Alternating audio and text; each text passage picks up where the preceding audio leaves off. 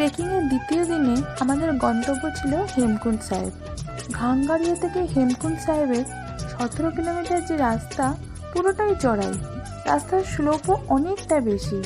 জানো তো, আমি না কখনোই ভাবিনি হেমকুণ্ড সাহেব ট্রেকটা আমি কমপ্লিট করতে পারবো। বাট কোনো ট্রেকিংয়ে শুধু তো শরীর কাজ করে না, শরীর, মন, আত্মা তিনটে সংমিশ্রণ তোমাকে এগিয়ে নিয়ে যায়। গুরুদ্বারা পৌঁছানোর জন্য একদম শেষে প্রায় 1500টা সিঁড়ি ক্রস করতে হয়, যার দুধারে শুধু ব্লু পপি আর ব্রহ্মকমলের জঙ্গল দেখা যায়। এখানে না অক্সিজেন লেভেল প্রায় নেই বললেই চলে।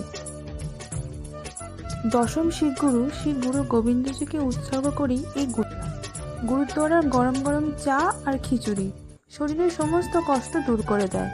তবে বেশিক্ষণ এখানে থাকা যায় না, কারণ কুয়াশা খুব তাড়াতাড়ি চারপাশ ঢেকে